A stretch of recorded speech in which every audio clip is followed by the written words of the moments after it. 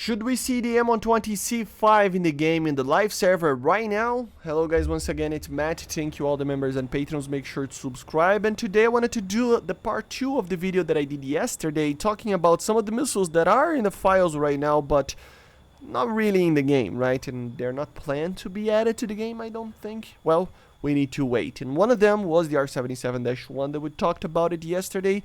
And today I wanted to talk about the AIM-120C-5. Yes, this missile is already in the files. It's very similar to the older AIM-120s that we have in the game, but it's still worth to talk about it. Should we see it? Well, let's first talk about the performance of it, okay? So obviously it is another further development of the AIM-120, right? It came, of course, from the C3 and C4, which were very similar missiles to the C5, but the main difference between the Cs in general to the As and Bs that we had in the game already in the dev is basically the fins. Externally, this is the main giveaway, you know. The fins are smaller, so less drag in theory at least. But the objective of the fins being smaller was to actually be able to be equipped in the F-22's bay, which is pretty interesting.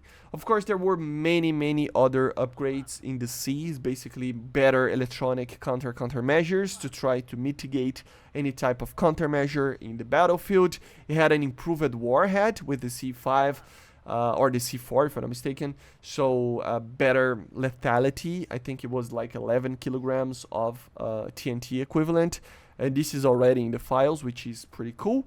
But then when it comes to the C5 itself, this is where I think things change a bit from the older missiles, because it has basically a new rocket motor, okay? So just like the R77, it has a different take on the burner sustainer kind of situation. So while the R77 originally has just a burner, and then the Dash 1 has a burner plus sustainer, lineup, the AIM-120, when it comes to the C5, it's the contrary. So up to the C4, it had actually a burner and then a sustainer, and then the C5 just has a normal burner with a longer period of time. It's kind of funny that they did that, but at the end of the day, I can talk about numbers, kilonewtons and everything like that, but to be honest, the number that it matters the most is the delta V. Delta V is basically a measurement of energy that a rocket can actually have, right? Not gonna get into in-betweens of the actual delta V, but what you have to know is that the larger the delta V is, the more potential energy the missile has to actually fulfill, okay? So, with the new burner, the C5 compared to the A's and B's actually got a very interesting buff to its delta V, to its energy. So, it has around 928 meters per second, which is more than the 869 meters per second that the A's and B's had, right? So, basically, it is more or less what, like a 10% increase in energy.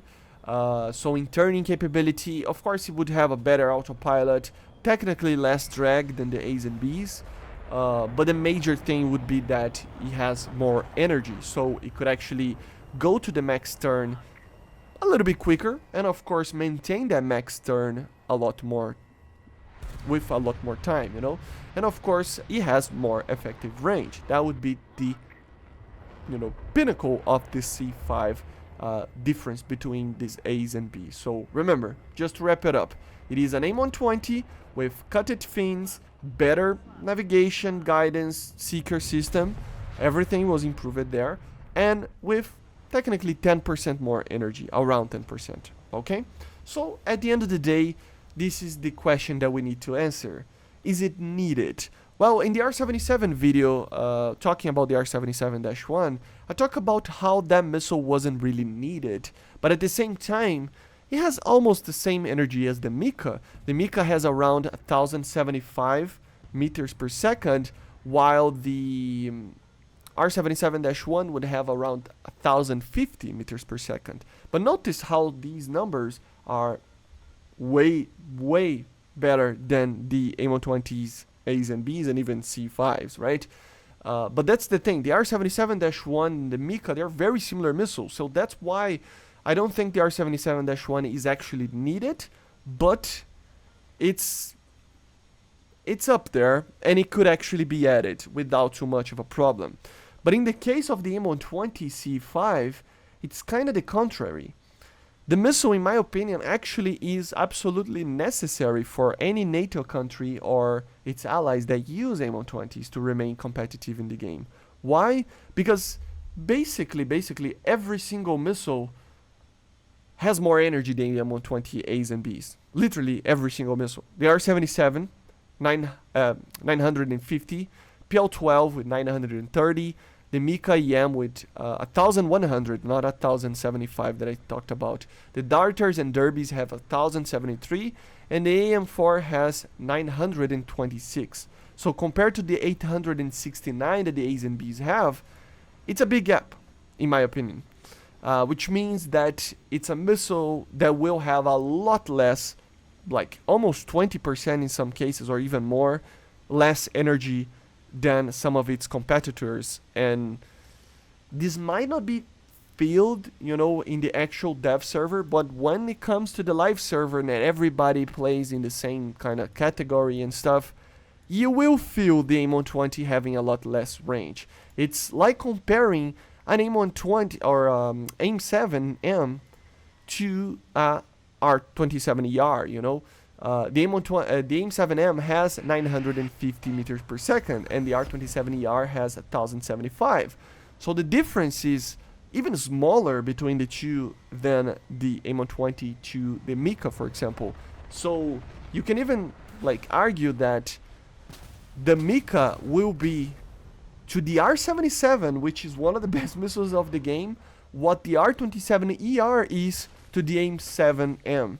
And the R-77 will be to the AIM-120 what the R-27ER is to the AIM-7M. So you can imagine the difference between the AIM-7M and the Mika, right? It's a problem.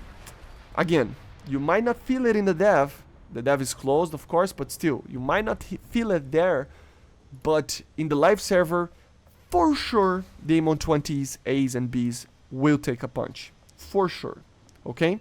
So what do I propose? Well, I still believe the C5 needs to be added. How it would be added? Well, the A's and B's should not be excluded from the game. I still believe they have a place in the game. Where? Well, in the 12.3s and 12.7s that cannot be a 13.0. For example, an F-16 ADF, an F-16 MLU maybe. Or, I mean, the MLU should be a 13.0 with AIM-120C-5s, but still. Aircraft that, I mean, the F-4F, for example, it's not an aircraft that should be 13.0. It should be a lower BR. So, yeah, let them use the AIM-120As and Bs because they are going to be a lower BR and fight lower performing aircraft.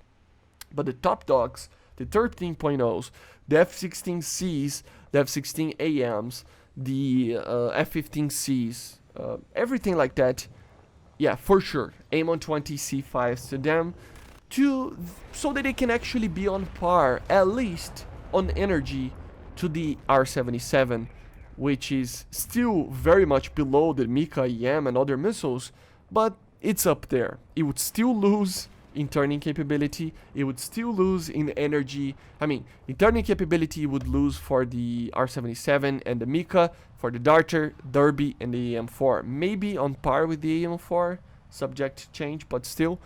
But everything else, it would lose in energy, and it would still lose in turn for the most part. Which means that the C5 is not even as good as people think as it is right now in the files, right? It is still a missile that might be worse than all the other missiles still, but at least is like in the same ballpark of the other missiles, while the AIM-120As and Bs, yeah, not really, I don't think, right? So, yeah, this is my opinion. The C5 should definitely be added, especially for the 13.0s.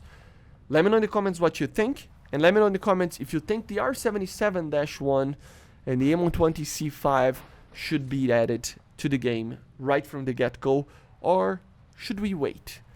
Let's talk about it, and I see you guys on the next one. Bye, guys.